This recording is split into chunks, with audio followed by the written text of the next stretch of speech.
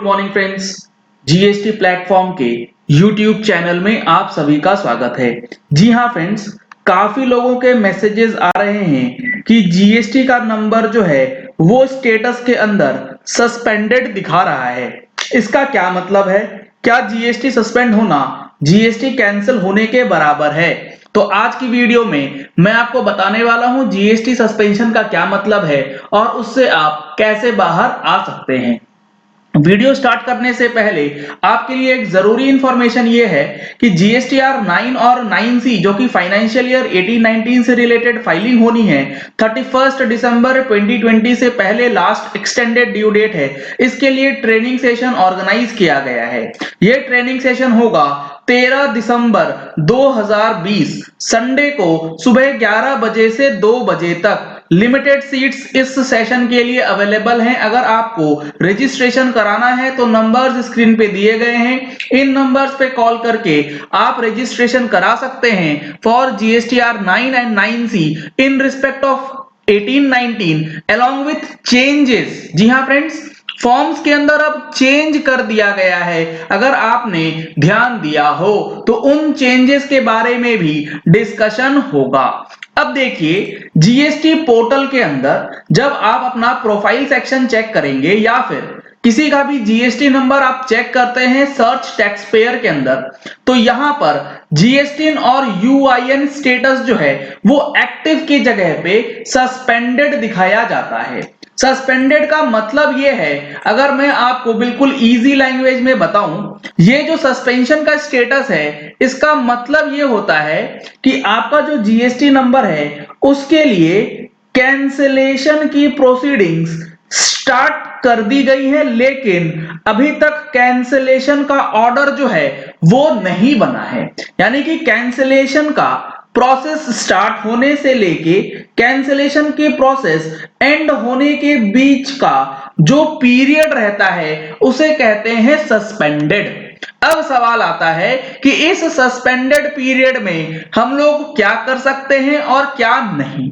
तो इसके लिए आपको rule 21 capital A suspension of registration की बात समझनी होगी। यहां पर बताया गया है कि जहां रजिस्टर्ड पर्सन ने अप्लाई किया है कैंसिलेशन फॉर रजिस्ट्रेशन, यानी कि टैक्स पेयर ने खुद से एप्लीकेशन लगाया है रजिस्ट्रेशन को कैंसिल करने के लिए, the registration shall be deemed to be suspended from the date of submission of application. कहने का मतलब है कि लेट सपोज आज है 1 दिसंबर 2020, आज आपने 1 दिसंबर को जीएसटी नंबर कैंसिल करने के लिए अप्लाई कर दिया है और जो एप्लीकेशन दिया है वो लेट सपोज आपने दिया है 1 नवंबर 2020 से। तो इस दोनों डेट्स में जो भी डेट्स लेटर होंगी, यानी कि बाद की डेट होगी, उस दिन से मान लिया जाएगा कि आपका नंबर जो है वो सस्पेंड हो गया। यानी कि जिस दिन आपने कैंसिलेशन के लिए अप्लाई कर दिया है उस दिन से ही आपका नंबर जो है वो सस्पेंडेड हो जाता है। The date from which the cancellation is sought. हमारे एग्जांपल में 1 दिसंबर एप्लीकेशन डेट थी और जो कैंसिलेशन हमने मांगा था वो 1 नवंबर से मांगा था। तो 1 दिसंबर या 1 नवंबर दोनों में से जो लेटर पीरियड की होंगी, यानी कि 1 दिसंबर 2020 pending the completion of proceedings for the cancellation. यानी कि जब तक कैंसिलेशन की प्रोसीडिंग्स कंप्लीट नहीं हो जाती तब तक नंबर आपका सस्पेंड रहेगा। The proper officer has the reasons to believe that the registration of a person is liable to be cancelled. अगर आपको रजिस्ट्रेशन कैंसिल नहीं करना है लेकिन टैक्स ऑफिसर को यह लगता है कि आपका नंबर कैंसिल होना चाहिए, अब यहां पर सवाल यह आता है कि टैक्स ऑफिसर्स को क्यों लग सकता है आपका नंबर कैंसिल होना चाहिए। तो इसके अंदर सबसे मुख्य कारण होता है रिटर्न आपने टाइम पे फाइल नहीं किया है, या फिर आपने सप्लाई करी है विदाउट इश्यू ऑफ इनवॉइसेस, या फिर आपने लॉ या रूल्स के किसी भी चीज के प्रोविजन का कंप्लायंसेस जो है सही तरीके से नहीं किया है। ये 3 बड़े इशू होते हैं जिसकी वजह से नंबर कैंसिल किया जाता है ऑफिसर्स के द्वारा, डिपार्टमेंट के द्वारा। तो अगर आपका नंबर सस्पेंडेड दिखा रहा है तो आपको करना क्या है? सबसे पहले चेक करना है कि आपके अगेंस्ट कोई नोटिस तो इशू नहीं हुआ, यानी कि कैंसिलेशन के लिए नोटिस जो है वो REG 17 में इशू होता है। उस नोटिस को चेक कीजिए कि उसके अंदर रीजन क्या दिया गया है। अगर उसके अंदर ये रीजन दिया गया है कि रिटर्न नहीं फाइल हुआ तो आप अपना रिटर्न फाइल कर दीजिए। अगर बोला गया है कि आपने इनवॉइसेस सही तरीके से नहीं दिए तो आप अपना रिप्लाई बना करके दीजिए। कहने का मतलब है कि कैंसिलेशन के नोटिस को पढ़िए, उसको समझिए और अकॉर्डिंगली रिप्लाई करके ही आप अपनी सस्पेंशन को जो है वो खत्म कर सकते हैं। अब आगे इन्होंने बोल रखा है कि यहां पर जब सस्पेंड हो जाए नंबर आपका, उसके बाद आप क्या कर सकते हैं क्या नहीं। A registered person whose registration has been suspended, जिसका नंबर सस्पेंड हो गया है, shall not make any taxable supply. 1 दिसंबर से आपका नंबर सस्पेंड, 1 दिसंबर से आप कोई भी टैक्सेबल सप्लाई नहीं कर सकते। यानी कि लेट सपोज आपने नंबर अप्लाई किया था कैंसिलेशन के लिए 1 दिसंबर को, या फिर प्रॉपर ऑफिसर ने 1 दिसंबर से आपका नंबर सस्पेंड कर दिया, तो 1 दिसंबर के बाद आप टैक्सेबल सप्लाई नहीं कर सकते। इसका क्या मीनिंग है ये भी मैं आपको बताऊंगा। और लेट सपोज आपके पास 31 जनवरी 2020 को या तो ये सस्पेंडेड जो नंबर था वो कैंसिल में कन्वर्ट हो गया, या फिर सस्पेंशन आपका रीस्टोर हो गया। तो जिस पीरियड के लिए सस्पेंडेड रहा आपका नंबर 1 दिसंबर से 31 जनवरी तक, यहां पर आप कोई भी टैक्सेबल सप्लाई इशू नहीं कर सकते and shall not be required to furnish any return.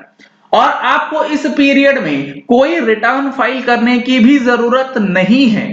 1 दिसंबर से नंबर सस्पेंड, उसके बाद आपको जीएसटी की रिटर्न्स दिसंबर की फाइल करने की जरूरत नहीं पड़ेगी। For the purpose of this sub rule, the expression shall not make any taxable supply shall mean that the registered person shall not issue tax invoice and accordingly not charge tax on the supplies made by him। जो भी आप माल बेचेंगे उसके लिए आप tax invoice issue नहीं कर सकते और रिजल्टेंट आपको टैक्स जो है कस्टमर से कलेक्ट नहीं करना है। The suspension of registration shall be deemed to be revoked upon completion of the proceedings by the proper officer। जैसे ही proceedings complete होती है, conclude होती है, suspension अपने आप खत्म हो जाएगा। Where any order having effect of revocation of suspension of registration has been passed, the provisions of clause A of subsection 3 of section 31 and section 40 in respect of the supplies made during the period of suspension and the procedure specifies shall apply।